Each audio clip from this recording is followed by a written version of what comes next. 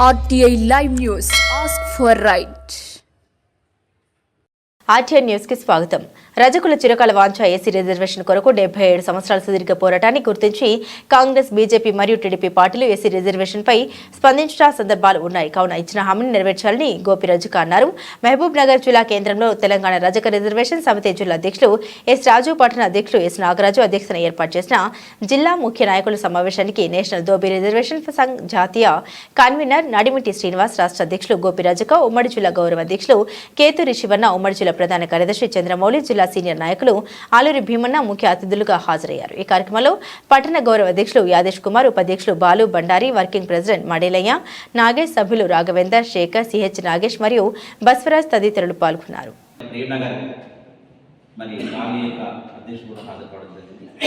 ఈ సందర్భంగా ప్రభుత్వం ఈ మూడే మూడు నిధులు, అందులో ముఖ్యంగా ఎస్సీ రిజర్వేషన్ పైన గతంలో 2018, 2024 ఎలక్షన్స్ కదా ముందు 2018 మేనిఫెస్టోలో బీజేపీ మా ప్రభుత్వం వస్తే మేము తప్పకుండా రజకులను ఎస్సీ జాబితాలో చేరుస్తామని చెప్పి బీజేపీ మేనిఫెస్టో పెట్టడం జరిగింది 2018.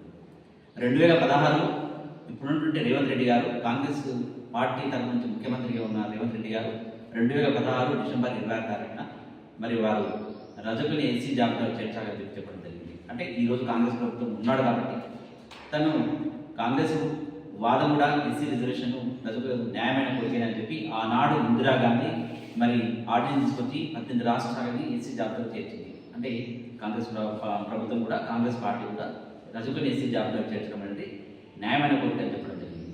ఇక్కడ బీజేపీ, కాంగ్రెస్.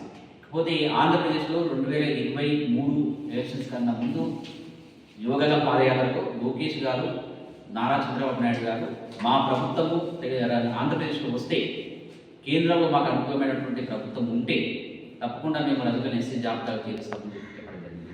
ఈ మూడు పార్టీలు రజకుల యొక్క ఆశస్సులతో ఈ మూడు పార్టీలు ఈరోజు కేంద్రంలో బీజేపీ, ఆంధ్రప్రదేశ్లో టీడీపీ, అదేవిధంగా తెలంగాణలో కాంగ్రెస్ ప్రభుత్వం మా ఆశస్సులతో మేము వేసిన ఓట్లతో గెలిచి, అదేవిధంగా వివిధ సబ్బండ వర్గాలు వేసినటువంటి ఓట్లతో గెలిచి ఈరోజు గద్దెలెక్కిన ఈ పార్టీలు ఇచ్చిన హామీలు, రజకులకు ఇచ్చిన హామీలని మరి తప్పకుండా నెరవేర్చాలి.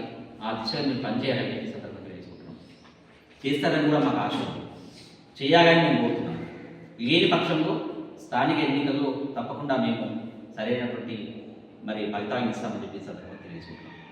కాబట్టి రేవంత్ రెడ్డి గారు ముఖ్యమంత్రి వారి గౌరవనీయులు, పూజ్యులు, మరి తప్పకుండా మీరు సంక్షేమ పథకాల గురించి ఆ రోజు ముఖ్యమంత్రిగా ఉన్నటువంటి కేసీఆర్, అదేవిధంగా ఆ రోజు ఉన్నటువంటి మరి స్పీకర్ మధుసూదన్ గారి సమక్షంలోనే మీరు సంక్షేమ పథకాల గురించి మాట్లాడినారు. సంక్షేమ పథకాల పెద్దపీట వేయాలని చెప్పడం జరిగింది. మరి నేడు రజక సంక్షేమం కోసం మరి పెద్దపీట వేసి తప్పకుండా రజక ఫెడరేషన్ ఏర్పాటు చేసి చైర్మన్ నియమించి 1000 కోట్ల బడ్జెట్ని తక్షణం విడుదల చేయాలని చెప్పి సందర్భంగా తెలుసుకుంటాం. ఆంధ్రప్రదేశ్లో టీడీపీ ప్రభుత్వము రజక ఫెడరేషన్ చైర్మన్ నియమించినటువంటి మనం సంఘటనలు మనం చూసాం. మరి తెలంగాణలో ఎందుకు మీరు రజక ఫెడరేషన్ చైర్మన్ నియమించట్లేదో సమాధానం చెప్పాలి. కాబట్టి తప్పకుండా మీరు స్థానిక సంస్థల ఎన్నికల్లో రజకులకి న్యాయం కన్నా ముందే న్యాయం చేస్తారని చెప్పి మేము అనుకుంటున్న ఆశాభావంతో ఉన్నాం. రానున్న అసెంబ్లీలో తీర్మానం చేసి కేంద్రం పంపిస్తారనే ఆశతో ఉన్నాం. తప్పకుండా అక్కడ ఉన్నటువంటి ఆంధ్రప్రదేశ్లో ఉన్నటువంటి టీడీపీ ప్రభుత్వం కూడా ఆ దిశగా పనిచేయాలని చెప్పి మేము ఈ సందర్భంగా తెలియజేసుకుంటూ, మరి తప్పకుండా రానున్న రోజుల్లో రజకులను ఎస్సీ జాబితాలో చేర్చి మా అభివృద్ధికి ఏదోడు వాళ్ళు ఉంటారని, మరి 18 రాష్ట్రాల్లో రజకులు ఈరోజు అన్ని రంగాల్లో వారు అంతా అభివృద్ధి చెందారు.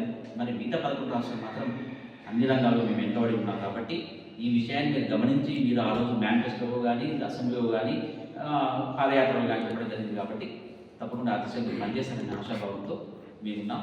కాబట్టి మీరు తప్పకుండా దానికోసమే మీ యంత్రాంగం పనిచేయాలని చెప్పి కోరుతూ, మీ గోపి రజక, రాష్ట్ర అధ్యక్షుడు, తెలంగాణ రజక